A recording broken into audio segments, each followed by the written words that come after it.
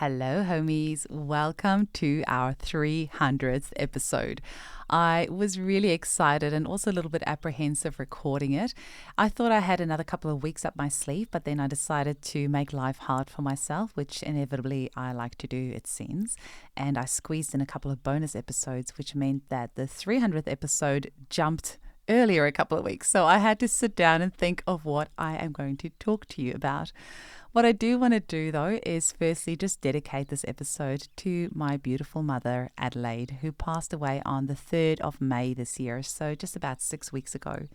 She was one of a kind, and you can have a look on my socials to see a tribute with some images which I shared about her. I miss her so much every single day, but I know she's right here with me every step of the way. I also want to dedicate this 300th episode to you. Yes, you. Thank you so much for allowing me to hang out in your ear holes. It's an incredible honor, and I really appreciate it with all my heart. Now, usually I record the donation thank yous in a separate section, and then my lovely editor Margie pops it at the front of a new episode. But today I am just going to work the thank yous into this episode. So a really huge thank you to the following homies who have donated to help keep this podcast free to air for everyone to enjoy.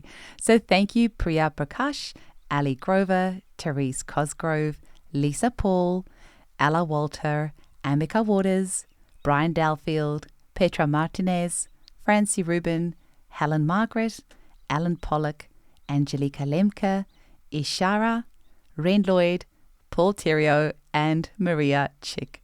Thank you so much to each and every single one of you for taking the time to donate to the podcast. It makes such a huge difference. And every time I pay my editor's bill and I'm able to use the money that you have donated instead of it coming out of my own pocket, it really means so much to me. So if anyone else would like to donate, feel free to visit www.eugeniekruger.com and just click on the donate button up at the top. So welcome to our 300th episode. I can't help but reflecting back on the past 3 years that the podcast has been running. We had a huge party here in Perth for our 100th episode and for our 200th episode. But I have to admit, I just didn't have the energy for it this year. A couple of weeks ago, we did hit the milestone of 500,000 downloads. So myself, my husband, and our team went out for a lovely breakfast, though. And we did a live draw on Instagram while we were having breakfast for the winner of my podcasting microphone and boom stand, which was Lisa Paul, who actually has donated to the podcast quite a few times. So I was really excited to see her win. It was, you can see the draw, it was all done live, so nothing was rigged. But I won't lie, I was happy to see her win because she has donated several times, like just amount here and there, and it all adds up. So it was really cool to see her win. Thank you so much, Lisa, and thank you so much to everybody else who has donated to the podcast as well. I hope you're enjoying your mic, Lisa. So truth be told, I do actually have 2 of the exact same mics and boom stands. One was at the clinic and one was home, which is just as well because to celebrate 500,000 downloads, I treated myself to buying a new microphone and boom stand that's exactly the same one as what Joe Rogan has. But when it arrived, I realized it has an XLR cable, so it doesn't plug into my laptop like my old one did. And then it turns out I needed another piece of hardware for the XLR cable called a audio interface. And then once that arrived, I realized I need a 1/4-inch TRS adapter so that my headphones can plug into the audio interface. And so just in case you're fooled into thinking I have any idea of what I'm talking about, I really don't. I have just been watching YouTube videos all day to try and figure out how to get this thing up. So it's taken me 2 hours, but I have finally figured out how to set up the microphone through this audio interface and then have it connected to GarageBand. We are so incredibly lucky in this age of information to be able to learn anything we want online for free in many cases, meaning none of the barriers to entry exist anymore, and all you need is an entrepreneurial spirit and some perseverance to make your dreams come true. So I don't think it would be fitting to do a 300th episode without acknowledging the lovely Kelly Callahan, the host of the 1M podcast. I've mentioned it on the show before, but Kelly was my inspiration for starting this podcast. We moved to some acreage at the start of 2020, and it meant that I had a 110-kilometer return drive every day to and from the clinic. And that's when I found out about this thing called podcasts, and I started listening to them obsessively. So I have an unquenchable thirst for knowledge, which made a bit more sense after finding out that apparently I'm a projector in human design, which means that my need for constantly learning is excessive, which works really well when you have a podcast. I'm still learning about human design. It is actually really interesting, but I thought this paragraph summed me up quite well. So it says about projectors that they are our guides, often driving us to new, better, improved, and more efficient ways of doing things. Their wisdom comes from seeing others, a system, or a concept in a new way. So this is exactly what I'm hoping to achieve with this podcast. And recently I was a speaker on Homeo Summit, and the title of my talk was Challenging the Status Quo in Homeopathy, which I thought was quite funny considering I had the talk mapped out long before I knew about my human design. So I feel that after 300 episodes, I've finally come to realize what my role is in the homeopathic community, and that is to continue bringing you new ideas and information from around the world and hopefully challenge you to broaden your horizons at the same time, while I myself am growing right alongside all of you. So back to my long drives.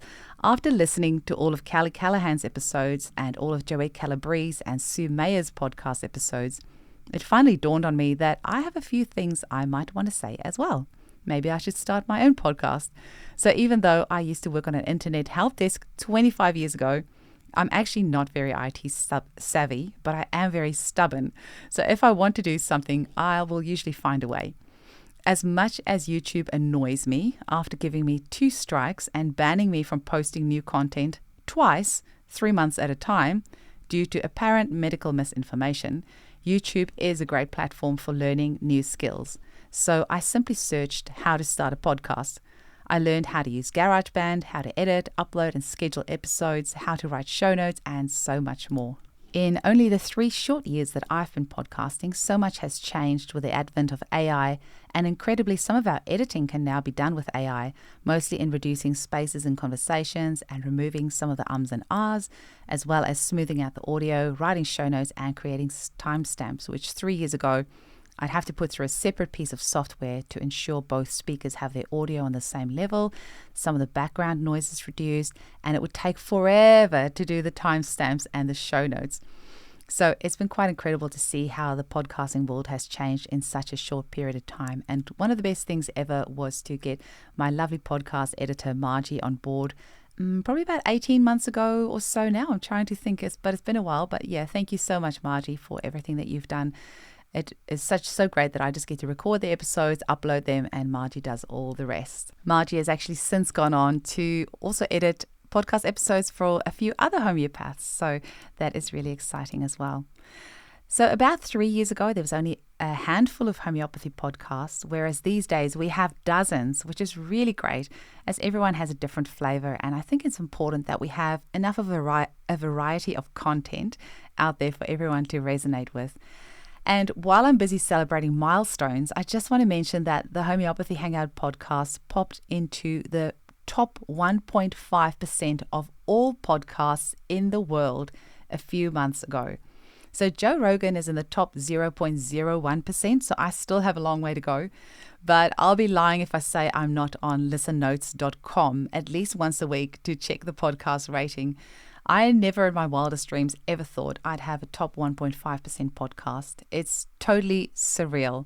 And the truth is that it is only due to every single one of you listening that I get to celebrate this milestone. So a huge thank you to each and every one of you who have listened to the podcast and shared it with your family and friends. Also, a massive thank you to all of you who have given me a 5-star rating on whichever app you're listening to on this. Last time I checked, there were about 50 of the 5-star ratings on Apple and 121 on Spotify. A huge thank you once again to all of you who have also financially donated to the show. It really means the world to me. And every time I get a donation to help pay my editor, instead of it coming out of my own pocket, I literally do a happy dance. Speaking of Spotify, I am in the process of moving from my current podcast host over to Spotify. And the reason for that is that Spotify gives you the ability to offer video podcasting, which means that those of you who listen to the podcast through Spotify will be able to watch the video at the same time if you choose, kind of Joe Rogan styles. So for anyone who doesn't use Spotify, don't worry at all.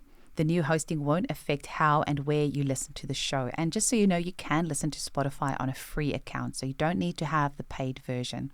But yes, for those of you who listen on different platforms, you don't have to worry. You won't even know that I'm on a new platform. It's just things that will be changing in the back end. I also thought I'd have a chat with you about some of the things that I've been learning about since having the podcast that's made a really big impact on me. And funny enough, it's got nothing to do with homeopathy. In episode 151 of the podcast, we had Dr. Shireen Lim on the show, who wrote a book called Breathe, Sleep, Thrive. It's about the importance of having good airway health and how that flows on to pretty much every other aspect of our lives. Dr. Lim has a great visual in her book which shows the difference in surface area of a narrow versus a wide palate. And considering our nasal structures rest on the roof of our palate, if we have a narrow palate, there's going to be less airflow through our nasal structures versus if our nasal structures are resting on a nice wide palate. So just seeing that visual really triggered something in me and created a bit of an aha moment. So we need to ask the question, what will ensure that we have a wide palate? And some of the things that really help with that is breastfeeding for as long as possible, not giving too many purees to your children, but instead getting them to chew on foods, especially more tougher foods like meat. And something which unfortunately has become so socially accepted that you have to be careful speaking about it because people can get can get their backs up about this. But that's the topic of dummies or pacifiers. They really promote the forward development of the jaw instead of that nice wide jaw development because of the muscles that are used in the cheeks to suck on the dummy. It doesn't help that there are some studies saying that dummy sucking has been linked to reduced cases of sudden infant death syndrome, which means some parents think they're doing a good thing by making their child suck on a piece of rubber or plastic for hours at a time. That study sounds suspiciously to me like cover-up masked as a distraction to avoid people looking into the true reasons behind SIDS, which I won't go into here. It does involve needles. I won't go into it because YouTube might give me another strike for apparent medical misinformation. And because I'm on my last warning before they remove my channel, I'll just keep quiet about it. But I'm sure you can probably put the pieces together that sudden infant death syndrome doesn't have to do with whether you are sucking or not sucking on a dummy. So there's more information on this fascinating topic in episode 270 of the podcast with Natasha Duffin, where we elaborate a bit more about the discussion that Dr. Lim and I had in episode 151. One of the big flow-on effects of poor airway health is that it can lead to symptoms which may present similar to ADHD due to the brain not getting properly oxygenated while you're sleeping. I did a post on this in my socials recently, which I then shared in a mother's group, to share about how dummy sucking affects the jaw and the palate development, which leads to poor airway health, which then leads to symptoms of ADHD. And I wasn't quite ready for how many mums were triggered by this, which I found really interesting. Personally, if I'm unknowingly doing something which may not be beneficial to my child's health, I would want to know about it. I do get it that some people get personally offended if you offer helpful advice and that they might feel attacked if I mention something like dummies that could be linked to ADHD. And they might not understand the link of how you got there and feel bad about it and feel triggered by that. But it is so important to get the information out there. So yeah, please do share that information with your family and friends. I just feel that if we can get a bit more information out there about the harm that dummies and pacifiers and thumb sucking are doing to the development of our children's jaw and palate, which in turn has this flow-on effect on so many things, speech, airway health, and so much more, then surely that's worth speaking about. Combined with this, if we can pick up early that a child does not have correct resting tongue position, then this too is going to help expand the palate and help with speech. Being aware of something this simple means that when clients bring their kitties to me in clinic for a consult, I always keep an eye on where their child is placing their tongue while they're playing. So often I'll see kitties with their mouths open and the tongues hanging out, and as parents we don't get taught that this is something that we need to look out for. Obviously enlarged tonsils can also play a part in this, and I usually do a quick check of the tonsils in the clinic as well. When I see kitties breathing through their mouth with their tongues not in the correct position, I send them off to an orofacial myofunctional specialist like Tash Duffin. We have another lady here in Perth from Developmental Dental called Beck that's also really good with this. And while I'm on this topic, please be sure to check your children at night and make sure they're sleeping with their mouths closed. Not only does this help to properly oxygenate the brain while you're sleeping, but it's also important for your dental health because the anaerobic bacteria in your mouth can thrive if there is no saliva. The last few months I've discovered a wonderful probiotic called Biome Dental. It is a practitioner-only product with clinically proven strains that help to prevent and heal dental decay. It's a small sachet with xylitol and 4 proven strains of beneficial oral probiotics. You pour the sachet in your mouth last thing at night after brushing your teeth, and then you mix it with your saliva and you make sure it coats your whole mouth, and then you go to sleep without eating or drinking anything else so that the good bacteria can form their colonies in your mouth while you're sleeping. It's great for children as well as adults, and you can always email my clinic for more information. So info@eugeniekruger.com. Something else that's really come to the forefront of my mind recently is the huge role that biotoxicity and specifically mold plays in the symptom picture of chronic illness, which we see in our clinics on a daily basis. Friday's episode 299 with Dr. Terry Fox, shed some light on this important topic of mold. As I've become more aware of the role that mold play in our clients' health, I've been using the Polyfungi Plus Detox much more, which is a combination remedy created by Ren Lloyd and PS11. Mold illness is the underlying reason for so much chronic disease, and very few practitioners are aware of the huge impact this can have on our health. So if you haven't already, scroll back one episode and listen to my interview with Dr. Terry Fox. A hot tip I can give you is to go to www.vcstest.com. It stands for Visual Contrast Sensitivity Test.com, and do the online test to see if mold could be the cause of your chronic headaches, hay fever symptoms, sinusitis, joint pains, weight gain, weight loss, and so much more. So for me, looking at the months ahead, I have a few things up my sleeve. The first is the Bali conference, which I'm organizing in September this year, along with Marcus Fernandez, Sarah Valentini, and Ren Lloyd. I am ridiculously excited about this because so many of the amazing homeopaths I've interviewed over the past 3 years will be joining us in this one-of-a-kind 3-day event. A couple of our attendees have had some personal things come up, so that's meant that they're not able to join us anymore. So I think there's maybe 2 or 3 tickets still up for grabs if anyone wants to come and join us. And then straight after Bali, Danitza Appeline is flying back with me to Perth because she is hosting a incredible, magical 2-day workshop in person here in Perth called Superhuman. If you want to learn more about this, you can go to danitzaappeline.com and just click on courses and then click on Superhuman. It is going to be amazing. So some of the other projects that I'm working on creating are various online courses. I know it's a bit of a thing at the moment, but I figure I've got to add my stamp in there as well. After all the positive feedback I've received after my talk on Homeo Summit, especially the section in the talk where I spoke about creating combination remedies, I've decided that I would like to put together a course teaching homeopaths how to create their own combination remedies. I used to be the biggest skeptic of combination remedies, and it wasn't until a few years ago that I started trying some combinations for myself and I had great results. And then I started getting more and more requests from clients to make various combination remedies to the point where I have now personally created over 100 combination remedies. Initially, I considered selling my combination remedies as medicating potencies to interested homeopaths, but I've always been somebody who prefers to teach somebody how to fish rather than to give them a fish. So with that in mind, do keep an eye out for my DIY RX course, so do-it-yourself remedies, where I'll be teaching you how I create my own combination remedies and teach you how you can create your own as well. My clever husband has already created a landing page where you can sign up to our newsletter to be alerted of when this course is being rolled out. So check out www.learn.eugeniekruger.com to sign up. So that's learn.eugeniekruger.com to sign up. So that newsletter is specifically for any upcoming courses. If you want to just join my general newsletter, then just go to eugeniekruger.com and you can sign up to that newsletter there. So there'll be 2 different ones. And if you're not interested in courses, if you just go to my main page, eugeniekruger.com, sign up to that newsletter, we won't bother you with the course stuff.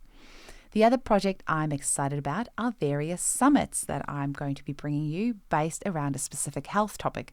So I hope to bring in experts from various modalities to really help us grasp a truly holistic view of how we can help our clients. So do keep an eye out for that as well. And something else I have been dreaming about doing for a very long time is to publish a book about all the amazing guests and topics that we've featured on the Homeopathy Hangout podcast. There's been some incredible gems of information that our incredible guests have sprinkled throughout the past 3 years and 300 episodes.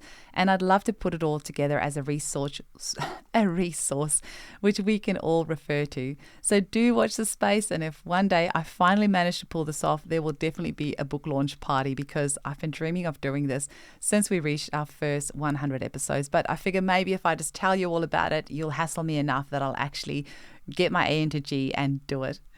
And another dream that I have is of creating a membership where I can share the information that I've been gathering over the past 3 years of running the podcast and the past 10 years of running a very successful homeopathic practice, where I've been averaging 1,000 consultations every year for the past 4 years.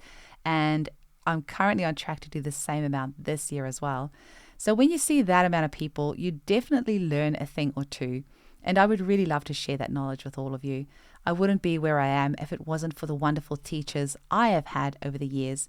And this is where I just want to give a quick shout out to CHE, the Centre for Homeopathic Education in the UK. I have been doing my professional development with them for 5 years, and their lecturers are amazing. So thank you to the giants whose shoulders we all stand on and who have so generously passed on their knowledge to all of us.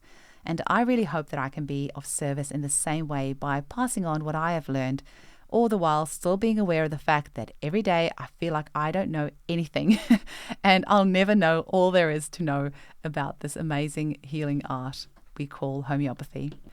I have also had several students reach out to me about mentoring, so that's something I would like to do as well, possibly in group settings of some sort. I've had a dream for the past 8 years also of creating a free online homeopathic clinic. We even registered the domain name for this project several years ago. So there is no shortage of ideas. If you want to be one of the first to know about any of my harebrained schemes that actually come to reality, like I said, do sign up for my newsletter at eugeniekruger.com. And if you want to know just about the courses specifically, then go to learn.eugeniekruger.com. And while you're at my website, do go check out our amazing homeopathic kits. We have a one-of-a-kind pouch kit. I have never seen this anywhere else in the world. These kits can clip to your handbag and even the belt loop of your pants when you're out hiking, and it makes it super easy to take with you wherever you go. We also have double-layered labels on many of the remedies, so you can peel back the top layer to reveal more information underneath. I have not seen this anywhere in the world either, so I really do believe that we are a world first. So yeah, I'm super proud of these gorgeous kits. It has taken years to create the product that we now have, which I believe is truly unique and absolutely gorgeous. This is something I'd love to wholesale to more homeopaths around the world, because I believe every homeopath should have remedies and kits available for their clients to purchase on the spot. And also, while you're on my website, please do go and meet Eugénie, our artificial intelligence bot. She can answer any of your acute homeopathy questions. You'll find her in the bottom right-hand corner of my website. Once again, huge kudos to my IT guru hubby, who was behind the creation of Eugénie.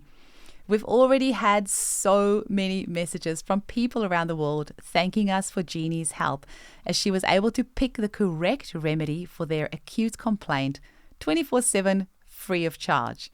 I realize many people are against the use of AI, but if you can give a mother a tool that will instantly tell her which remedy to give her sick child free of charge, 3 a.m. in the morning, surely that has got to be a good thing.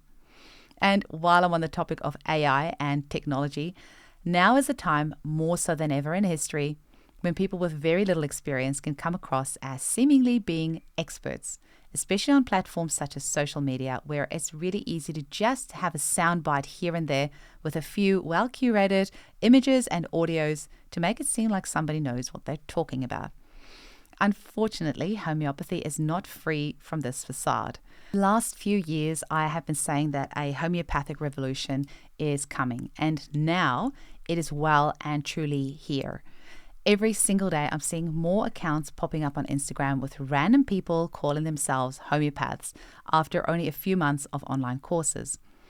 As wonderful as it is that so many people around the world are finally embracing homeopathy, it's also very scary that anyone can think it's okay to call themselves a homeopath after doing just a few hours of sitting in on some Zoom calls. Many of these people have only learned the basics of using protocol prescribing, and I really shudder to think about the Pandora's box they're opening with thinking it's okay to only practice homeopathy in this way. There are also so many people teaching homeopathy these days without ever having had a successful busy practice themselves. So while there's nothing wrong with learning from people who don't have much clinical practice themselves, personally, I prefer learning from people who have been in the trenches and have walked the walk. So with all of that, I'm just trying to say that if you're going to spend your hard-earned money learning homeopathy, make sure you're learning from somebody who has got a busy, thriving clinical practice, and they're not only teaching because they couldn't get their own clinic up and running. I'm sorry if that sounds really judgy. I was really hesitant about putting it out there. I may still edit it out if I change my mind, but I do feel it's something that needs to be said because there's so many courses and products and things being sold out there from people who are not properly qualified homeopaths and haven't been in the trenches and haven't walked the walk. So I do feel it's something that does need to be said, just for those that are not aware of this. And this goes the same for the patients as well. Make sure you find a homeopath who is properly qualified. Ask about their qualifications, where they studied and for how long. Ask about the amount of clinic hours they had to complete before qualifying and if they're engaged in any ongoing professional development. If you're going to spend good money seeing a practitioner, you deserve to know whether they are properly qualified. I've been seeing dozens of people on Instagram offering homeopathic immunization packages upwards of $900. Not even Dr. Isaac Golden, who created homeopathic immunization over 30 years ago, charges that ridiculous of an amount.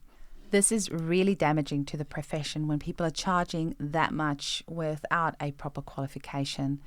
It's become harder and harder for me to stay quiet about this because this is massively going to backfire if these improperly trained people continue to be allowed to advertise themselves as homeopaths and treating chronic conditions with only protocols. So while I'm being a bit ranty, this past week on 7 News, there was a news report of babies ending up in hospital because of poisoning symptoms from a colic medicine containing belladonna. No brand names were given in the report, but the reporter stated that symptoms include flushing, dilated pupils, and drowsiness, and that parents should go straight to the emergency room if they're concerned and if their product contains an ingredient called belladonna. The comments on the news report were limited to only 17 comments, and of those, most of them were asking what the brand names were, but without any answer, and no brand name was mentioned in the news report, just the word belladonna, which, of course, you know, anybody who's ever used homeopathics will be a little bit frightened when they hear that. So one person mentioned the brand Wilby's, which is based in Victoria, Australia. And it so happened that one of my clients had a bottle of this colic medicine and sent me a photo of the ingredients. And it turns out it's actual belladonna tincture with dill oil and sodium citrate. So it's not a homeopathic version of belladonna. It's the actual mother tincture. So, of course, this is going to be yet another hit for homeopathy because nobody's going to ask if this news report is about the tincture which is not homeopathic, or if it's an actual homeopathic remedy, because most people don't know the difference. So it's another hit for homeopathy, unfortunately. But if any of you are listening to this podcast and you're new to homeopathy and you're wondering about this news report, and I just want to say that you can safely use your homeopathic belladonna on your child without any concerns of poisoning.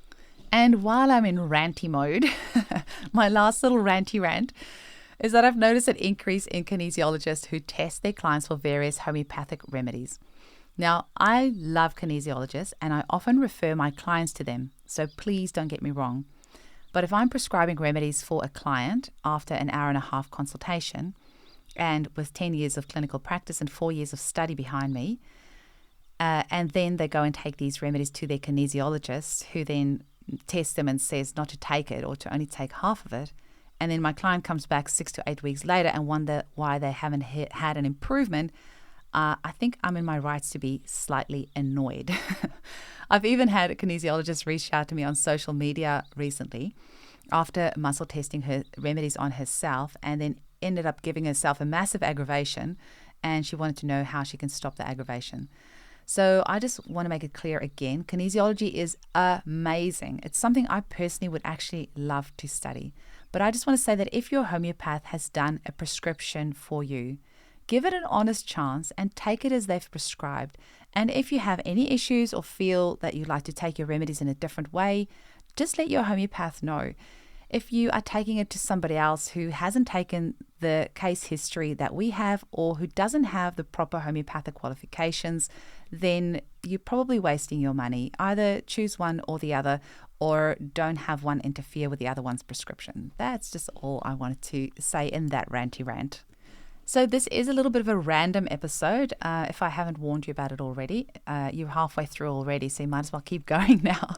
But there's some things that I really believe can make a big difference in people's lives. And one of it is I'm just so passionate about empowering our children to be in tune with their own bodies and educate them on the symptoms their bodies are giving them and how they can use this to know whether their body needs some help or not.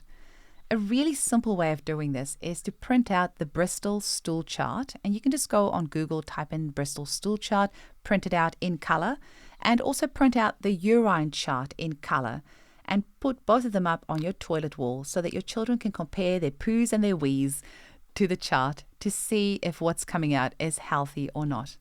As our children become more independent with their toileting, often around age 3 or 4, it can be really hard to know if they're having a regular and healthy bowel motions if you're not wiping their bottoms. So it becomes even more important to educate them on the importance of this. Alongside the Bristol stool chart, you can also put up a calendar so your younger kiddies can mark on it what days they've had a bowel motion and what number it was on the stool chart. Speaking of bowel motions, any new homeopaths listening to this, we need some homeopaths who niche in the area of constipation. You'll have more patients than you can ever know what to do with. This is a really huge area and it needs loads and loads of attention because there are so many people suffering from constipation these days. So another random thing that I want to have a quick chat about is how much I am loving doing the oligo scans in my clinic. Since interviewing John Gamble in October last year on episode 223, I have been using this in my clinic. I've done over 100 scans. Now, OligoScan uses spectrophotometry, I still can't say it properly, to scan the palm of your hand and then give you the client's heavy metal, mineral, and vitamin status based on their height, weight, and blood type. This technology is well accepted in Europe as a diagnostic tool, but in Australia, we're not allowed to advertise that we do this, and it's not accepted as a diagnostic tool, which is a real shame because it has been so helpful in my clinical practice. I've done, like I said, over 100 scans now, and I'm just completing a course on interpreting diagnostic data, which is based on how we can better interpret the results from the Oligo scan. And I hope to have Irene, who I'm doing the course with, on the podcast soon as well. I love that I can get results within seconds with doing the scan, so there's no need to send things off and wait for weeks. It's all instantaneous, which means I can give my clients a treatment plan on the spot. So if this hasn't been enough of a hodgepodge random podcast, I have a few more things I want to add. Just basically my top 10 easy peasy basic things that you can do right now to support your health. Please don't drink tap water, especially if your town uses fluoridation. Fluoride is a neurotoxin, and we're not even talking about all the other crap you'll find in regular tap water. Invest in a good quality filtering system that removes fluoride and remineralizes your water as well. In our clinic and at home, we use reverse osmosis because that's the only way to completely remove all the fluoride. But this does create dead water, so we then put the reverse osmosis through a Zazen filter to remineralize and restructure our water. The number one best thing you can do for your health right now, that also happens to be free, is to get to bed earlier. If you do nothing else for your health, just get to bed 10 p.m. at the very latest. That sleep before midnight is very restorative and super important for your body to rest and heal while you're sleeping. I'm always surprised how many of my clients tell me that they don't get to bed until midnight, and then they're surprised why they're tired and they don't have any energy and they've got chronic illness. Just get to bed earlier. If you can even do 9, that's even better. But really, that sleep before midnight is so restorative. Number 3, please throw away your Bluetooth headphones. I die a little inside every time I see somebody wearing Bluetooth headphones, and it's almost too much to bear when I see children with Bluetooth headphones. We are going to see a massive increase in brain cancers if this insistence on using Bluetooth headphones continues. There's definitely not enough research done on this yet, but it should be common sense that having a Bluetooth device plugged in your ears with your brain in the middle is not a good idea. I recently saw a local chiropractor wearing Bluetooth headphones while speaking on his Instagram page.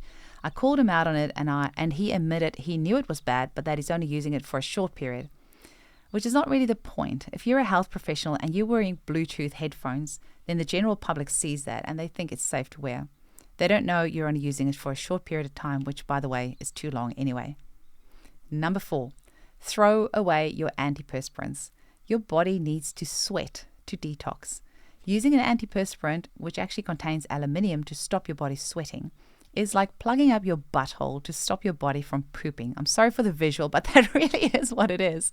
Sooner or later, you're going to pay the price for preventing your body from doing what it naturally needs to do to stay healthy. So let's normalize and celebrate sweat. It is great. Number 5, please throw away your synthetic perfumes. They are major endocrine disruptors. If you have thyroid dysfunctions, issues with your menstrual cycle, or you can't lose weight, then it's even more important that you get rid of any synthetic fragrances in your home. Number 6, please don't heat your food in plastic, and preferably don't store it in plastic either. This is another major endocrine disruptor, especially as the removal of BPA from plastics is not mandatory in all countries. Number 7, follow some of the low tox accounts on Instagram and Facebook, such as Alex Stewart's Low Tox Life account, to learn more about how you can reduce toxicity in your home. Number 8, practice gratitude every single day. A few months ago, we started a great habit in our family where on the way to school, we each have to say something that we're grateful for. Gratitude is not an automatic thing for some people, and it might take some practice. So put a reminder on your phone daily or a post-it note on your mirror to remind yourself to list off at least a few things every single day for which you're grateful for. Number 9, turn your Wi-Fi off at night and reduce your screen time. Your mental, physical, and spiritual health will thank you for it. Number 10, don't be fooled by social media. Many of the people you see on social media who seem to be living the perfect lives with their perfect partners and their perfect bodies are the same people who see us in clinic for their depression, their body issues, and their partners cheating on them. Every single one of us, myself included, have our own shit to deal with. So don't be fooled for one single second that there is a single person on this planet who has it all figured out. If you think they do, it just means that they are better at editing than you. So give yourself a pat on the back. The fact you're alive, listening to this right now, is a gift. Make the most of it. And that's it from me. I hope you've enjoyed my random ramblings and that there's at least one useful thing you've managed to take away from it. If not, you've just wasted 38 minutes and 30 seconds of your time, and I don't give any refunds. Sorry. So if you'd like to support my work, please do consider making a donation. It's super easy. Just go to www.eugeniekruger.com and click the donate button at the top. Every donation of $10 and above gets you a shout out on a future episode. And please do come and join me in our Facebook group. So just type in Homeopathy Hangout on Facebook and our group will come up, or the direct link is facebook.com/groups/Hello Homies. And that's it for me for episode 300. Whoa, the crowd goes wild. Thank you so much for letting me hang out in your ear holes, and all the best of health and happiness to you and your family.